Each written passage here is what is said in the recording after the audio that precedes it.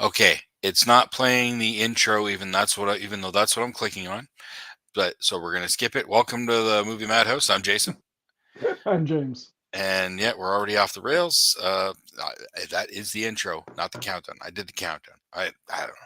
Anyways, hi. Yeah, we're Robless. I'm trying to fly the ship, and I'm failing miserably. We weren't sure on a topic, so it kind of hit me.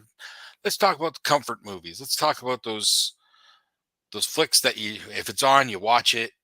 If it, you know, your favorite movies, essentially, but not in Yeah. any particular order. No. And I had a. Oh, I forgot to get my drink. No, sorry. I had a slight variation on that too. There's certain movies that I just always want to watch. Yeah. Whether I Yeah. watch them all the time, it's like I see this movie. It's like, oh, I want to watch that one. You see, like I've said that the Blues Brothers is my favorite movie, number one favorite movie, but I don't watch it all the time. I don't want to watch it all the time because then I think it would start to wear on me, and I don't want that. Yeah. There are some movies that I do watch a lot, or have watched a lot, and I just go back to them. And Yeah. it's a few different types of genres, a couple different types of movies. Like, you know, one of the first ones that kind of set this list off is The American President Really? with Michael Douglas and Annette Bening. Yeah. I think I've seen Yeah, that. I think I've seen that once or twice, but decades ago. yeah. For some reason, it's like charming enough that it gets me. It's cute. It's a rom-com dramedy, I guess, something like that. Some political drama. It's hard But to it's watch a political. No, sorry, go on. but it's just so well put together. Michael J. Fox is a nice supporting role as I think it's speechwriter. It's hard to watch a movie about the American president that has Martin Sheen where he's not the American president. Yeah, I'm not sure where it falls between like when did he do West Wing? I'm not sure which came first. I gotta think after that, but I could But be wrong. it's that that's one of the movies that it's always think I could watch that again, and I think it's been about a year I think since I watched it last. What about you? What's one for you? Well, it's hard to pick just one, Well, but okay. In terms of something that's not very recent, I would say The Godfather. okay. And for a couple years in a row, we used to go to my aunt and uncle's for the Boxing Day family reunion, and a lot of the kids or older people would go downstairs to the living room where the big screen TV was. And a couple years in a row, The Godfather was on Hmm. just for Unboxing Day. Okay. But it would also I'd watch The Godfather, and then I'd want to play the Godfather game on PS2. Then I'd play the Godfather game on PS2, and I'd want to watch the movie again. But But it's just one that I love the whole thing. I get that. I like The Godfather. Yeah, all its accolades. It's a great film, a great pair of films. The third one, what I remember of it, not so much. But you know, but that doesn't go for me. But I definitely understand the appeal of The Godfather. Absolutely. I Yeah. mean, it's iconic for a reason. Like it just stands out. Okay. American President was 1995, Okay. and West Wing started in 1999. So Okay. So 4 years before the West. it was his practice run. He was Yeah, working his way up. He was working up the ladder. he was. Michael Douglas actually called it out because I think at one point, why don't I see your name on a ballot? Because I'm the one always keeping you up there. Yeah. Something like that. There's a. It was when they had a big shouting match at each other. Kind of, almost the climax of the movie. Kind of. I Jumping back to your first point, I do get not wanting to watch your favorite movie all the time. Like mine's Curious Case of Benjamin Button. It's also not an easy to move. It's also not an easy movie to watch all the time because it's nearly 3 hours. Hmm. Oh, So I don't think too many of mine are the long epics like that. Although, no, that's not true. Because like Forrest Gump, Tom Hanks is a common factor for me for a lot of right. movies. So like Forrest Gump is one that always like it just fascinates me. See now, I can't watch for. I've seen Forrest Gump a couple times. I can't watch it again because it's just too sappy for me. But Okay. Tom Hanks, I do have two movies of his that I could just watch anytime, and it's You've Got Mail and Larry Crown. Well, I just See, find those ones endlessly charming. I don't think I've seen either one of those. I know I haven't seen Larry Crown, but I don't think I ever watched You've Got Mail. If I did, it was when it first came out, and I don't remember it. But I don't think we really watched too many of those those comedies. Those rom coms. Yeah. Well, So, and I see, don't think I've ever seen Sleepless in Seattle. I've seen that maybe once, and I'm not a big fan of it. But the follow up one when they did You've Got Mail, I just find something really endlessly watchable about it. Oh yeah, I always hear a lot of talk about them, but I don't know if I've ever actually seen them. I know I haven't seen Sleepless in Seattle. I don't remember anything from them. Let me put it that way. I don't remember a single thing. Like a lot of times I would know if I've watched a movie because I might remember little things, like maybe a Yeah. couple images I've seen or something. But I don't can't think of anything for those. Yeah. Yeah, that's fair. But the length of the movie leads me into one of the other ones, one of the first ones I thought of when you suggested this, and it was the Batman, The Batman. Okay, the the Batman, Pattinson. the most recent one with the Okay, yeah. awesome makeup on Colin Farrell. Oh yeah. Hey, his penguin's coming, and I that does look great. It's probably my favorite trailer of the last couple years Yeah, of any format. they're hyping that up pretty big. I'm not sure when it actually comes, but the ads for that come up on Crave a lot. Yeah, So yeah, I'm looking forward to that one. I haven't gone back to the movie since it came out though. I've seen it. I watched it in the theater, and I watched it one other time, but I haven't I gone think back to it. I didn't see it in the theater. I watched it at home, and then I watched it after I purchased it online, and then I just watched it again maybe about a month ago. And it's just I still can't believe just how good that movie is, and that it's one of the few movies where you do not feel the fact that it's 3 hours. And then I watched the movie, and then the next day I'm just like, damn, I want to watch that again. It is so damn good.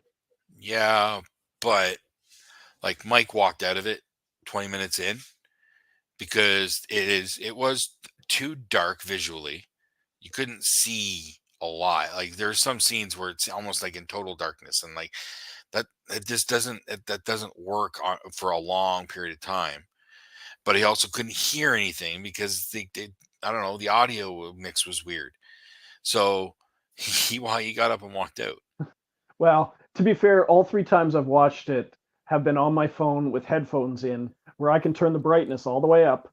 Okay, and you do turn up the brightness. I generally do. I don't find that Okay. movie particularly dark. I mean, literally dark, because a lot of it does take place at night, but it doesn't obscure anything in the movie for me. I feel like there was like the beginning of a fight scene that was in total darkness, and it really didn't have the effect that they were going for me. Oh, maybe. But it is a really really really good Batman flick, like Yeah. so different from anything else. So Yes. I give it all the props there. I just think that with the visual presentation didn't quite work for me. It was too dark, and I don't think I'm the only one who feels that way. No, no, of course you're not the only one because there's always. I hear that about certain movies. Like you guys had said that about, I think, Batman versus Superman. Yeah, Mike and Rob did it in the theater. They did. Yes. Yeah. Um, it makes me think though. For some reason, this is stuck with me. When the original Mortal Kombat movie came out, Right. the original one. Oh, oh yeah. Okay, I remember watching Siskel and Ebert at the movies, and they reviewed it, and of course they both gave it a thumbs down Of course. because but one of them actually said that the movie was too dark. But he wasn't talking like that. Like he wasn't talking about it visually. He was actually talking about some of the scenes just being too dark. And he's like, you don't know the source material. It was tame compared to the source material. They wanted to go farther, but they had to hold back. Yeah. Until they But put for out some reason that them reviewing that movie has stuck with me all these years. the fact that they actually reviewed one of the first few video game based movies. They reviewed it, but what he said about like saying that it was too dark, but him obviously not understanding the source material on that, it just that has stuck with me for whatever reason all these years. I don't think I can remember a single detail from Siskel and Ebert show. I didn't watch it a whole lot, but I would usually just remember. I think Siskel would say something, and Ebert would be like, "Oh, Yep. oh," Uh, and an argument was about to happen. yep. Yep. But Yep. I also liked They're known how for it. they had given David Lynch's Lost Highway 2 thumbs down, and he put that on the poster. I think do remember hearing about that. I'm going to go back to the Tom Hanks well here, and this one actually takes an interesting path. It's Catch Me If You Can. Yeah, I used to like that movie a lot. I watched it once or twice when I worked at Rogers. I watched it so many times, and I still do, and I can catch it when it's on. But the common thread with a lot of movies, and like for me, I think the biggest thing is if if they can make me believe that it could be real. You know what I mean? Right. And that goes for any kind of movie. If you can make me believe it in some way, shape, or form, you've got me, and you're doing your job well. And It also helps that Catch Me If You Can is based on a true story. but no, but it goes farther because you don't know. It's been proven it was all made up. What?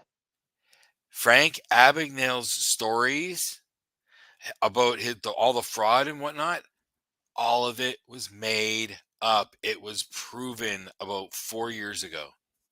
I never heard that. So he wasn't He actually a criminal. he said some of it was highly embellished back in like 2002 or 2004 or something, but sometime in around 2020, a journalist had found like public record evidence that disproved a lot of his story.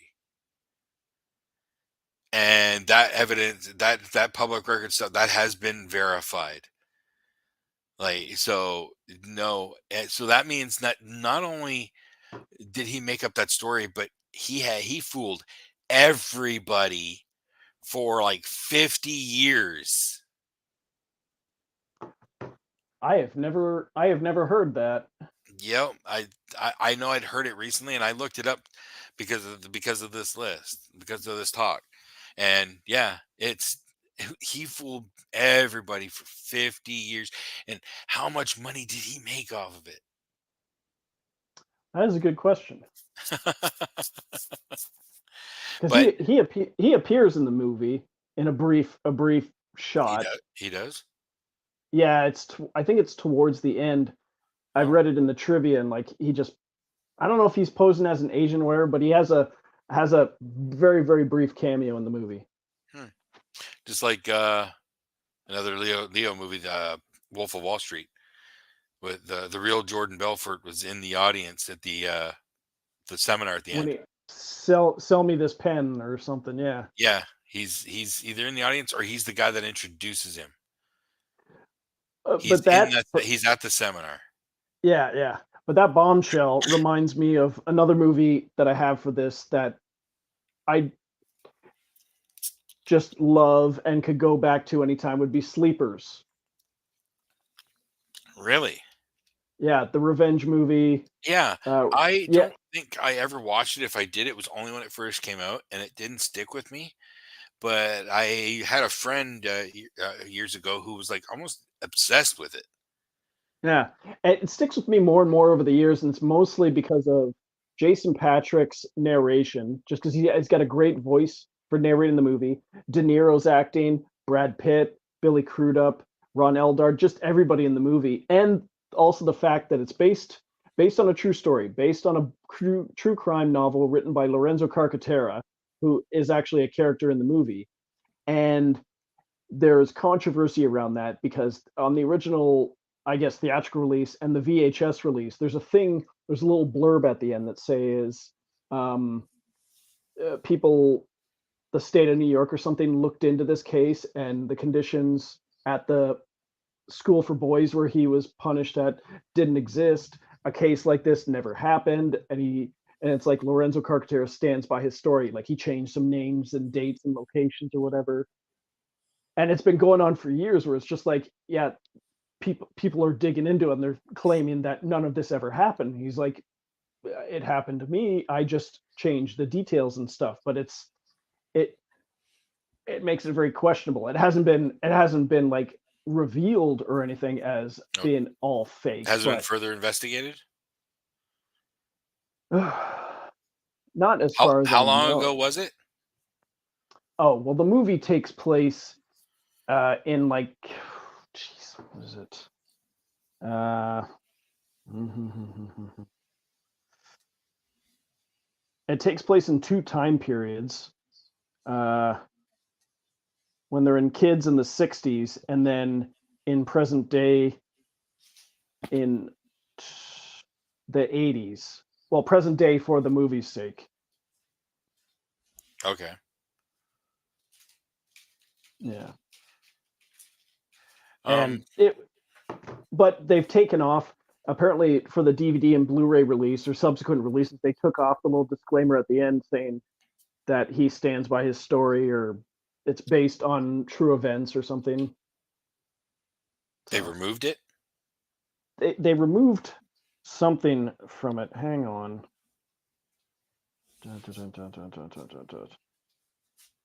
Yeah, when the film was released, there was controversy about how much of the novel claimed to be a true story and how much had been invented by its author.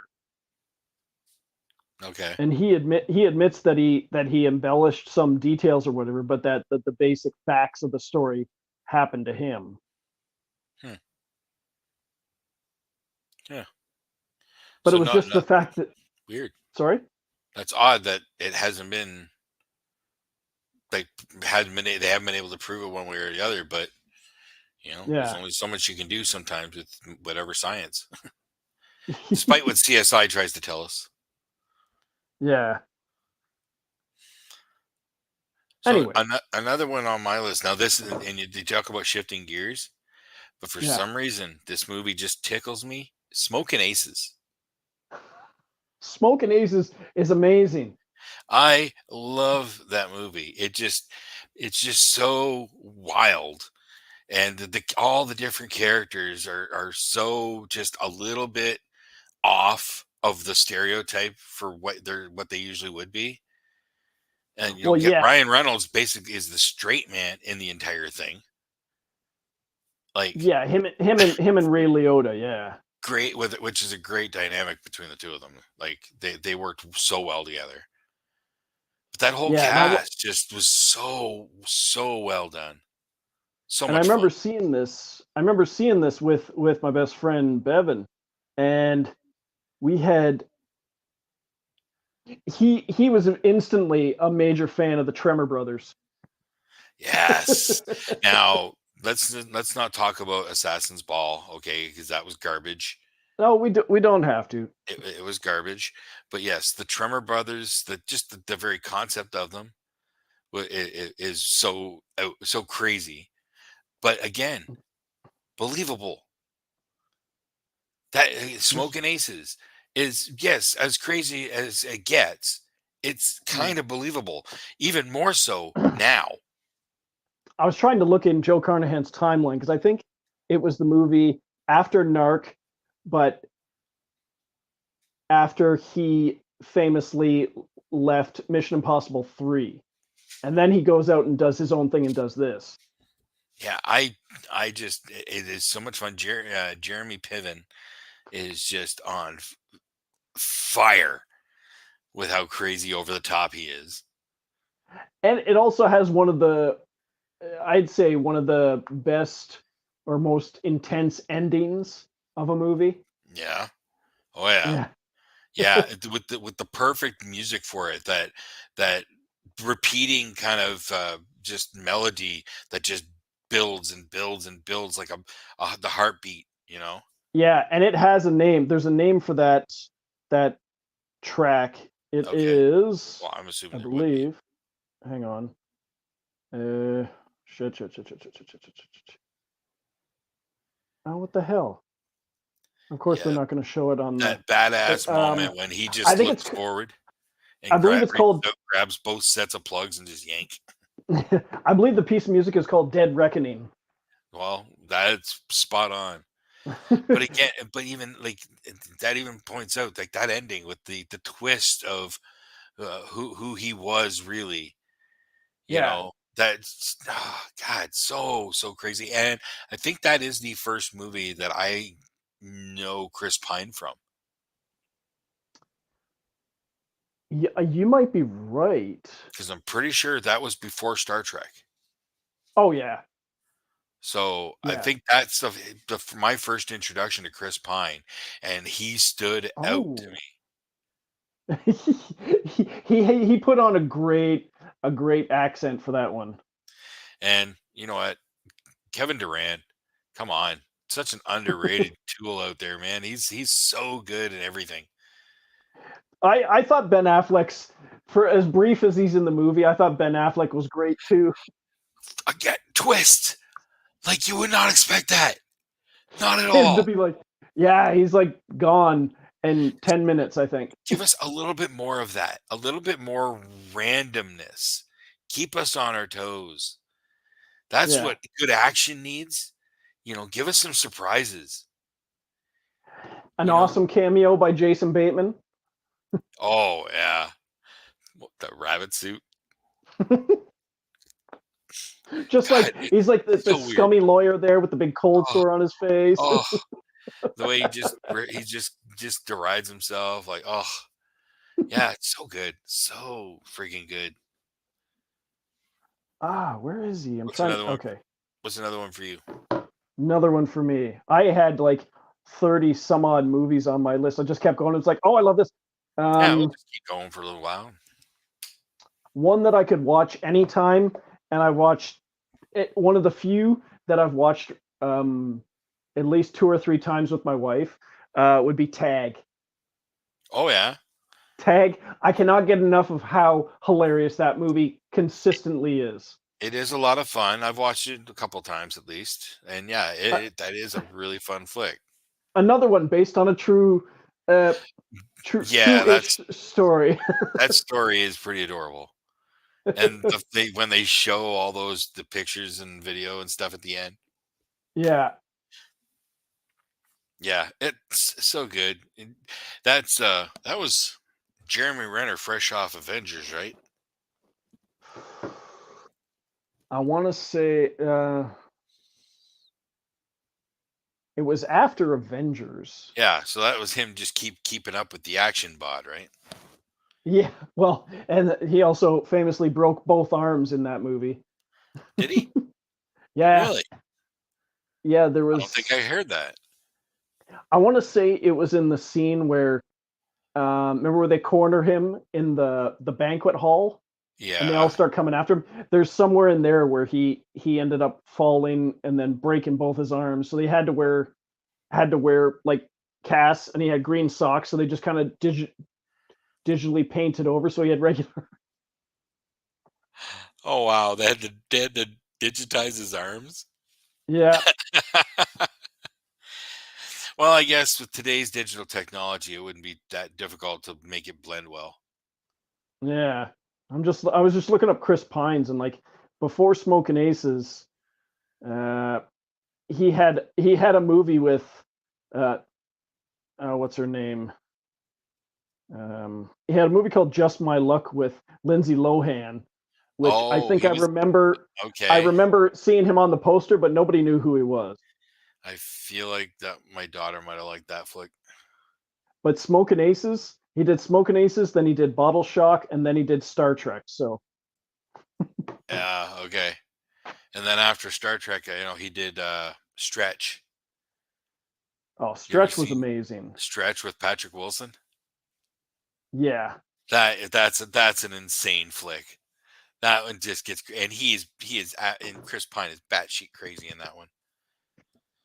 yeah, that was another Joe Carnahan movie that didn't get an actual release.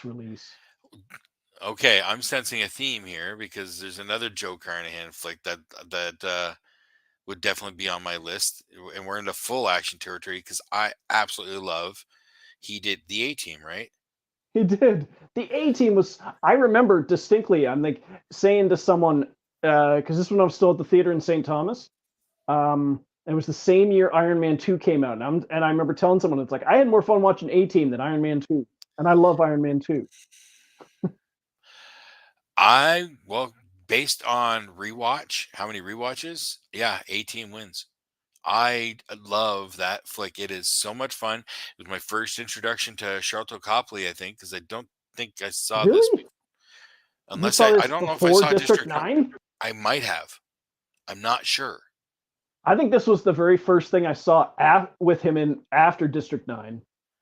It might have been the I'm first thing actually he did not sure after which it. one I saw first, but I absolutely loved him in this, and I love him in everything. And it Yeah, started. I'm quite sure it started with 18. he was so much fun. I even loved the cameos, the few cameos with the surviving members. Surviving members.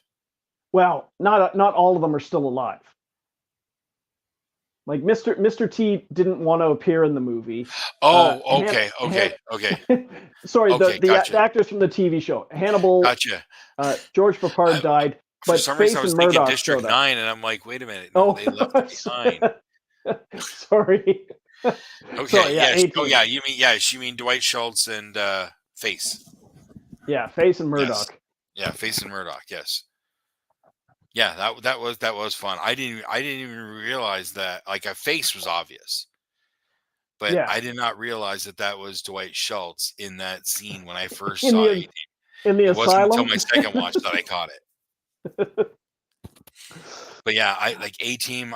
God, that movie's so much fun, and it pisses me off that they never did a sequel. Yeah, because it didn't make A, enough. a sequel could have had so much fun. Yeah. Like honestly, go to the next level. And by today's standards, this is what they would have done. A Team meets Knight Rider. Or let's go full tilt boogie and bring in Airwolf too. Why not? Just the full on 80s mashup action, super action flick. Of course, co-directed, co-directed by Joe Carnahan and Michael Bay. That would be a crazy combination, those two That would guys. be the highest grossing action flick of all time and could probably break down Titanic. I wonder if they have ever collaborated. I don't know. I have no idea. I don't follow that stuff enough. It's just a fact. I really that I'm st- I you've pointed out how many Joe Carnahan movies, and I like all his movies. Yeah. Yeah, I even like Cop Shop. I have not seen that one. but It's the one that I, it came out within, like, Boss Level and Cop Shop came out within a year of each other, pretty okay, much. boss. Who did Boss Level? Was that him? That was Carnahan as well. God damn it! God, I think I could probably make a top 10 Joe Carnahan flicks. Yeah. Cop Shop kind of got messed with by the studio, but I think he was allowed to do what he wanted for Boss Level. But Boss Level is so crazy. I yet again another time loop flick, and they found a way to make it fresh and made it work. Yeah. You know, there's been a couple of them lately because Happy Death Day. Happy Death Day. Yeah, they're trying to do a third one of that. Well, you know what? They've set it up that I will accept it. In what they've set up for their reality with the second movie Yeah. and how they've set up what's caused theirs by their reality, I accept that. So I'll take a third one. I will look out for that.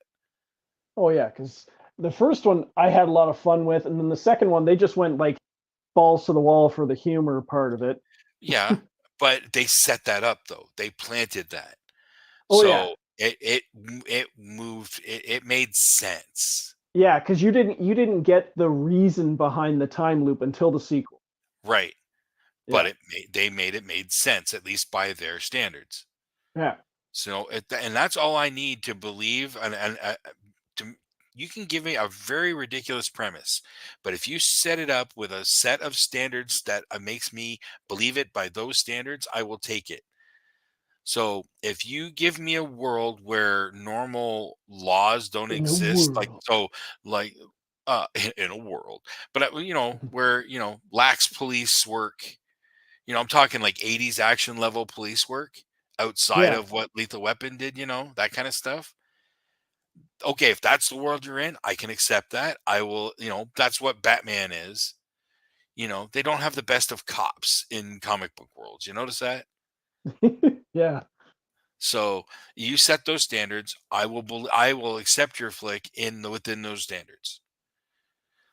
And so Happy Death Day does that. Boss Level did it phenomenally in a different way.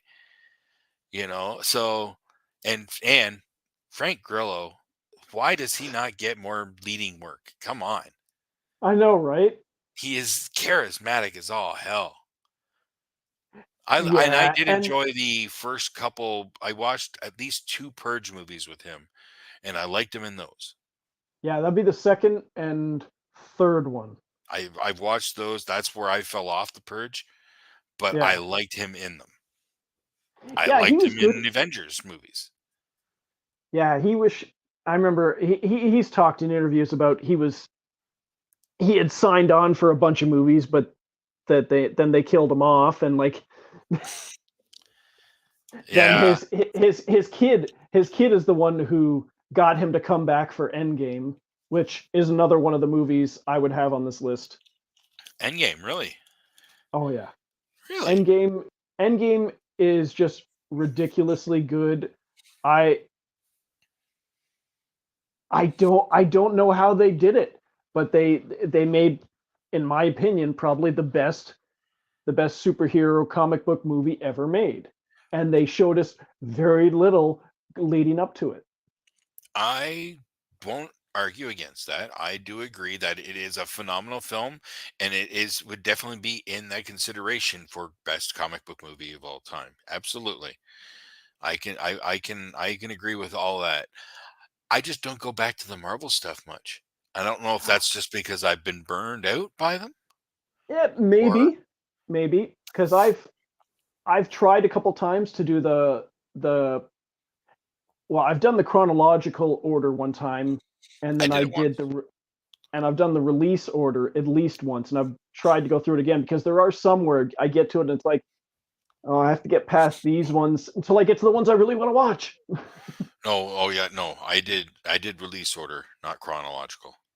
I did chronological once, but to be fair, I was doing other stuff around the apartment, so I wasn't paying that much attention. I was just getting through it. But Mm. the chronological doesn't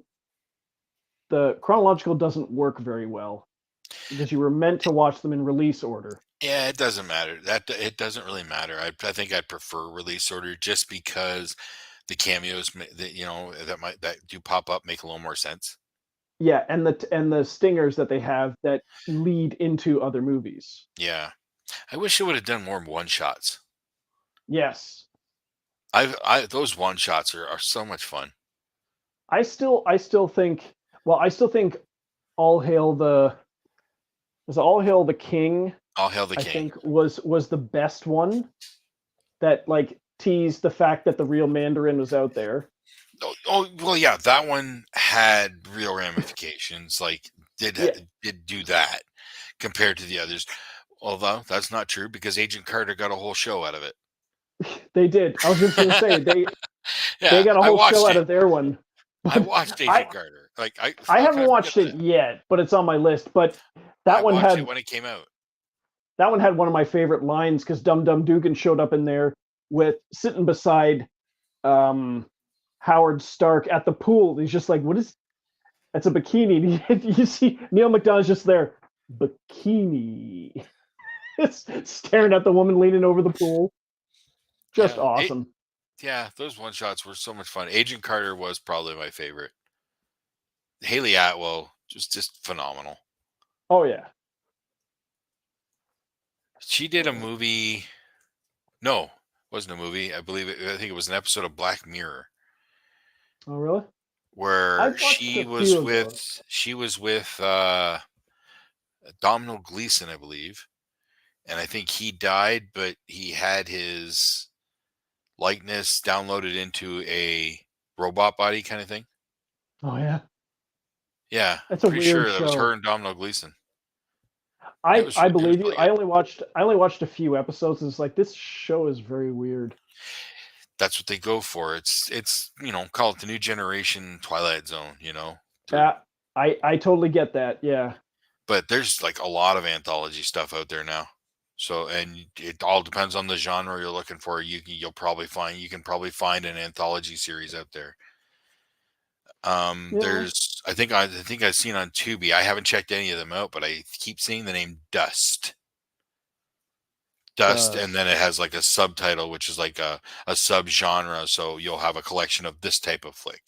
So Dust, and it'd be like aliens, and so now you'll have specifically alien type flicks and Well, that kind of like American Horror Story. yeah, yeah, Yeah. essentially. Yeah. Um, and Love, Death, and Robots. I still haven't checked that out. Oop. No, I just rewatched that entire series just like a couple months ago, Oh yeah. and like not all the episodes are great for me. Like not all of them work for me, but there are so many great ones in there. So many that I want more of that they're not giving us. I'm not even sure if they're doing any more at this point, and that makes me sad. Who's But behind that show? I know David it's Fincher. someone. Thank you. David Fincher. What this was technically was David Fincher wanted to do a sequel, reboot, whatever the term would have been, for heavy metal. He wanted to do another heavy metal movie, but for whatever reasons they couldn't get that to come together. But so he took that idea and what he wanted there and made Love, Death, and Robots. So essentially, Love, Death, and Robots is heavy metal. And if you know anything about heavy metal, yes, Love, Death, and Robots is heavy metal. It has Interesting. all the same elements. Interesting. Yeah, and there's some awesome ones. There's quite a few, or a couple anyways, that are notable with that do roto capture or rotoscoping. Rotoscope. Yeah. Um, I cannot remember her name, but she was on Orange Is the New Black. She plays a pilot in like a military that where she pilots a drop ship in like a heavy war zone, and she gets Lucky 13, and the ship has a basic AI that helps her operate the ship and keep it going. And Lucky 13, they always come back. And that one was done in rotoscope. I'm pretty sure because it was her. You could see it. And there's one with Michael B. Jordan as well. Interesting. Yeah, and not all of them are high octane sci-fi. Not all of them are heavy action. There are some more of the cerebrals, a little more artistic, some comedy. It sounds Not kind of all of like them are full on sci-fi. the Animatrix, where each segment was a different style done by a different animator. That is definitely yes. A lot. There might have been some where they're by the same group or whatever, but there's only one or two that actually have a connection to one of the past. I think it's maybe only just one, but that's just these three weird robots in the future that are going around looking at the dead world of Earth and at different sections of it. Oh yeah. So like there's a couple of those. That's the only recurring one. But everyone does have a different look, a different style, a different vibe. There's some comedy ones. One of my favorites absolutely is Night of the Mini Dead. And it is a condensed version of a zombie apocalypse from the absolute very, very beginning of it, which is two people having sex in a graveyard, right to the very end, where the only logical conclusion is to blow the whole planet up, all done in mini form. I think I remember you and Rob talking about this. Yes, I did mention this recently. I'm not going to look it up now, but yeah, the voice actors like Rosario Dawson and I think Joel McHale and somebody Oh yeah. else, but you can't make out their voices. It's like you can barely make out what they're saying except for one particular line. Well, fuck this or something like that, and boom. Yeah, highly recommend Love, Death, and Robots. Every episode is a little different, and when they did put out at least the first season, I think there was 12 or 15 episodes in the first season, Yeah. and when you logged into it, you were assigned a playlist. So you had them. Let's say there's 12, so you had a certain list of 1 to 12, but there were 3 different lists. Oh, that sounds familiar. So the first one on my playlist, which was I can't even remember originally, might not have been the first one on my friend's playlist. So I'm talking about a completely different episode to them. It was confusing as all hell, and I don't think I understood why they did that outside of just messing with people. Yeah, and getting people talking about it, and it's like, oh my god, you saw this episode? I saw this episode, and then everyone has to. Well, now you got to go find that episode. Why didn't I see that episode? It's confusing because then how do you say, well, it's episode 4 of season 1? Well, that's not my episode 4. You have to know the title of the episode. They're making Yeah, you remember the titles. There's that's one that's clever. actually done in I'd almost akin to like a classic Don Bluth animation. Oh yeah. And it's like these redneck terraformers, like they're farmers on like an alien planet. They're inside this dome, and but they have these like power armors that are their tractors and whatnot, and they fight off these aliens that bust through the wall every once in a while. But it's all done in it looks like a classic Don Bluth style. It's really cool. Interesting. Okay, enough about Love, Well, Death, and Robots. What do you got? yeah. Let me see, because I had way too many on here. Um, I'd say one that I go back to all the time, and I know I've talked about this enough, and I do the Russell Crowe voice every time it's brought up, but Thor: Love and Thunder. Yeah, see, And I know I get it. For whatever reason, it's my favorite of the Thor movies, and it's mostly because I get I I really liked how they leaned into the humor they started in Thor Ragnarok. And I know a lot of people didn't, because they liked the balance they had in Thor Ragnarok with the seriousness, because it still has one of my favorite uh, exchanges between two characters in the entire MCU, and that was Thor and Loki in the elevator, where he's just like, do you think so little of me? And he's like, Loki, I thought the world of you. And it's just like, oh, it gets me. But I just love Thor and Love and Thunder to death. see, Love and Thunder just got a little. They went a little too silly with it. Bear with me. I'm having to relocate. No, that's cool. Um, yeah, it got a little too. They went a little too silly with it. Like Oh I yeah, enjoyed I thoroughly enjoyed Ragnarok. I thought Ragnarok was fine. yeah. I that they wanted to go fun, make it more fun, and they achieved it. I just feel like they overcompensated with Love and Thunder, No, I hear that all the time. and I can't bring up those movies with Mike because it just makes him angry because they're offensive to him. That's I not a remember joke, you actually. talking. No, no, no. I remember you talking about it on my very first time on the show. That that Yes, yes. that the issues Mike had with Thor Ragnarok. Yep. Oh yeah. Um, so let's shift gears again. When it comes to horror, there's not a lot of horror because horror is not my favorite genre. But Cabin in the Woods, for some reason, Oh yeah, just I do go back to that one fairly often. The concept of it was just so I had no idea. It was such a surprise. yeah. And we never got it at the theater, so I ended up having it spoiled for me. Not that it affected my enjoyment of it one iota, but sometimes it's just like I don't know when I'm going to get to see this, so I have to read about it. So See, I didn't see it until I don't know. It had to be a year or two after it had come out. It had been on DVD or whatever. I just decided to watch it randomly. It might have oh yeah. even been but I had no idea. None. Oh, see, that's pretty cool. The first time I watched it, I had no idea You say, who the what hell are that these movie was going office to do. guys? All I knew is it had Chris Hemsworth, it had Thor in it, and that it apparently had been stuck in development hell for a couple years, and that's why it came out after Thor or Yeah, something like that. Like, They got him right before he blew up. yeah, something like that. And but I knew nothing about the story.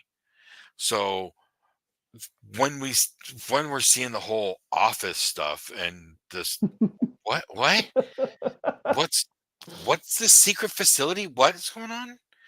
And then Hemsworth, spoilers, blows up. He Yeah, jumps the motorcycle into the he had like force field and he blows up. I think he at least survived to the halfway point, 3/4 point, But maybe still, halfway point. Yeah, he was the lead in the movie. Like he yeah. was the big name. It was better than the Drew Barrymore in Scream. Okay, he got better treatment than Oh, that. that's on my list for this. Scream. But but Cabin in the Woods is just so much fun. And look, and who wrote that? Drew Goddard and Joss Whedon, I believe. Yep. They both they tossed it back and forth. Yeah. So Yeah.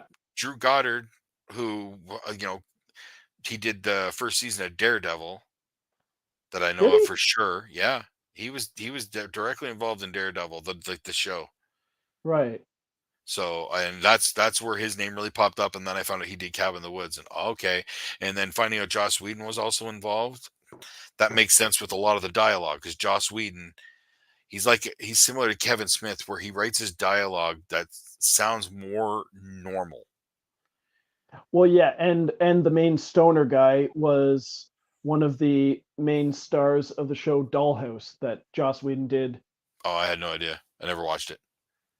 Oh, it's a good yeah. Eliza Dushku. It's a good show, and I it only remember made of two it. I just never seasons. watched it, and I didn't know he was from that. But he was a great character. He was the tip. He was the stereotype. Yeah. He was very much a stereotype. But then for him to survive like he did, Mhm. like that was great. That movie was just so full of surprises and twists, and it holds up. Even though I know the twist and know the spoil now, Yeah. it's just a fun flick with such an interesting concept. And you can't do a sequel, obviously. No, but someone asked Drew Goddard in a Q&A, and he answered saying, like, "Did you see the end of the movie?" Yeah, you can't do a sequel, but I'd be down for maybe one other You could story you from could do a years ago. Yeah, we're gonna know that it's gonna have to happen, but they could surprise us where it happens at the very last possible second, kind of thing. Yeah, it could be a prequel or a sidequel. You know, I guess we never did see like a top boss in that place, did we? Like a top Uh, executive? well, no, Sigourney Weaver shows up at the end. Was she was the top executive? She was the top executive that you were going to see. Yeah, she's the one that came in at the end and explained the plot to Did she the. say her name? No, I think she's credited as like the director or something. Okay. Yeah, see if they'd Uh, set up a little bit more prominent, you could do it with her now, but you'd have to do some de-aging if you were to do an older story, right? yeah, But but you do a prequel there and you have her be the one to make that final kill to save the world kind of thing. yeah. Whereas they didn't want to. Right. Yeah, she's credited as the director. Yeah. See, so they could do that. They could. Just have fun with it, you know? Maybe do the same freaking movie. Do the same movie where everything goes wrong, but they do stop it in the end. Like where they failed to save the world in the original. This is the one other time that shit went down and they were able to stop it. Yeah, It doesn't have to be in the US either because they set up there's one in Japan. yeah. Then they said they had like a spotless record. Yeah, well, of course, obviously they had a spotless record because the world was still here. Yeah, But there was another one in Japan. Was there a third location? yeah. They mention I don't know if it's the Germans or the Swedes. They refer to them saying like, oh well, yeah, well you can't trust them or Yeah, see, so even do because do they something like that. flashed. Make it Yeah, international. they did flash to several other TV screens where you see the Japanese where they Yeah, I remember seeing the the Japanese one, but I thought there was a third one, but maybe I'm wrong. I don't think you're wrong. I just can't remember which country it was. But yeah, that's such a fun flick, and it's all horror. So Oh, I am all over the place with my genres, here it but it is. all depends on the mood, right?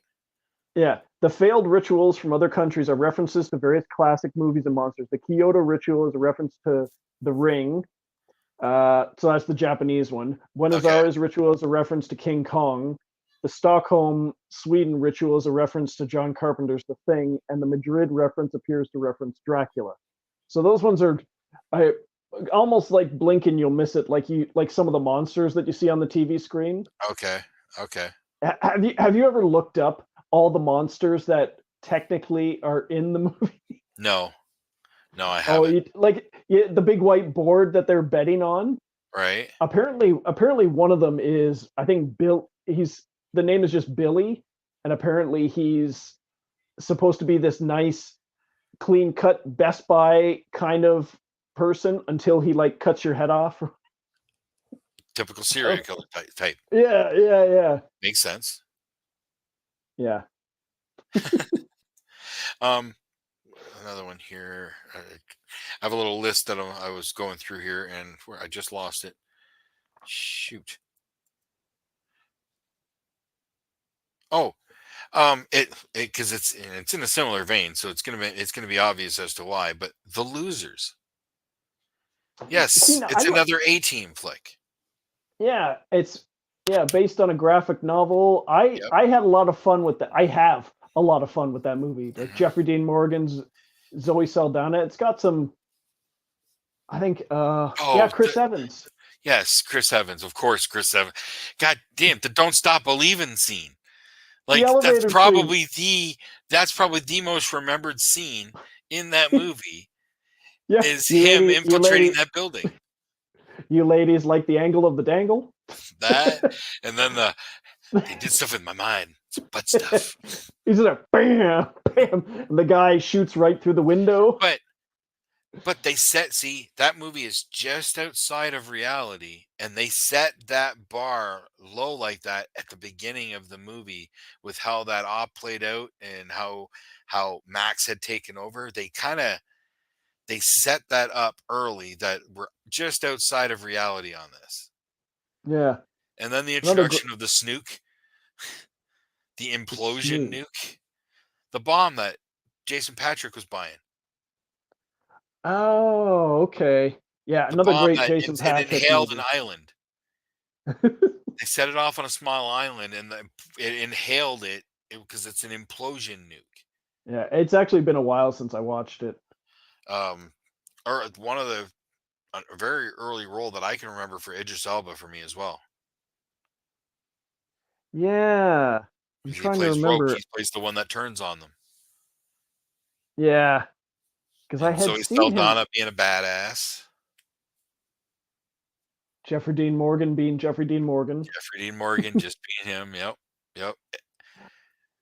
Zoe, and I'm quite sure this was before Columbiana, too, for Zoe Oh Saldana. yeah, it was well before Columbiana. It I want to say it was before Guardians of the Galaxy as well. Oh, pretty sure that. Yeah. Yes, I realize it's a knockoff of the A Team. It's sure I can see the similarities, but it's fun. Oh, it's very It's fun. fun when they hijack the helicopter. I still like when Jason Patrick's character Max, he's going through, okay, I need you to put me together this big fire team or whatever, this assault team. And okay, kill him. He goes, what? You can't do that. We got to do this. We got to do this. Oh yeah, and we're back to killing them. And Oh, they went through so many henchmen in that movie, yeah, it is a good one that I don't think gets enough credit. and just how much of an evil bastard he is when they're walking on the beach, and his sexy assistant who's carrying the parasol for him, she stumbles in the sand on the beach so that the sun hits his face for a second. He pulls out his friend's gun and shoots her right there because the Oh yeah, sun touched his face for a second. he gets no sympathy in that movie. Hell no. But he But was an over the top Bond villain. oh yeah. Oh, let me see if I have another one on here. Oh, and But he bought the when he bought the bombs. So there's the motorcycle that's a part of the big climax fight. There's a yeah. motorcycle because he for his whatever hundred million dollars or whatever it was he paid, two snooks and a Ducati. Two bombs and a Ducati.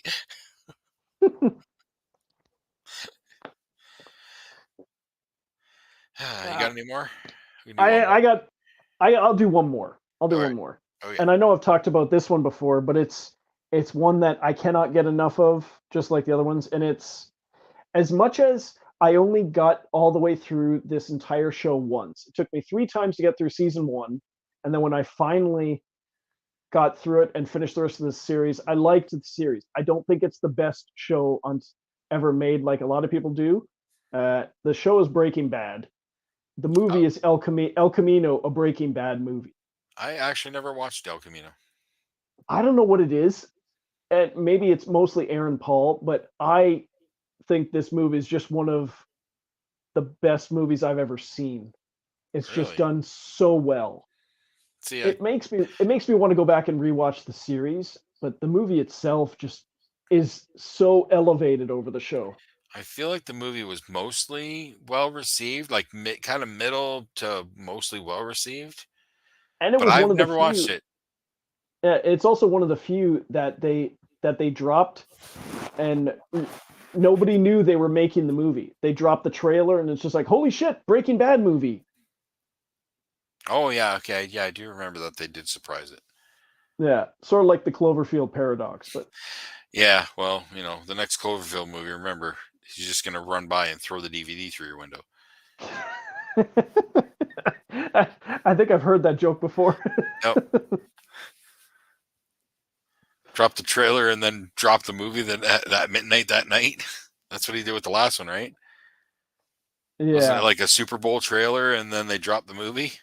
yeah, right after the Super Bowl, yeah. Yeah. But yeah, this movie is just, if you remember anything about the show, there's little callbacks and flashbacks and stuff where characters from the show up in the movie. The what because the vast characters of the show died. Even Walter White shows up for one scene. They had to smuggle him in so nobody knew he was in the movie. Yeah, see, Yeah. you're probably the only person I know that I know has watched it. Really? I don't know if Rob actually watched it. If he did, I don't remember him talking about it. But I don't. nobody else in my circle that when we would have talked about Breaking Bad has ever mentioned that movie. That movie does not get mentioned around me, and I have not watched it. So, Oh, I highly recommend it because like, it's I love just. the show, and I I think you do would love consider the the show movie, one of the best TV shows ever made. Like, the arc from beginning to end is a phenomenal show. and I think you owe it to yourself to check out this movie because Yeah, just the all completest in the. me, I should. Yeah. Well, see, I still need to check out Better Call Saul. Yes, I think I started to watch that. I think it was the second season was just starting, and I started watching the first, but I don't think I made it even finish through the first season. Yeah. One of these days. Yeah, maybe one of these days. That All right, well, I think that's enough jibber jabbering for yeah. this week. Thanks, James. This was fun. It's Thank nice to be able to just get some of this out. no, and thank you for the topic suggestion. All right. So yeah, we'll talk to you all next week. All Bye bye. right. Toodles.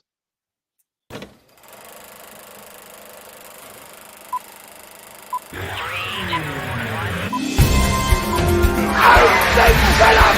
It's a madhouse! A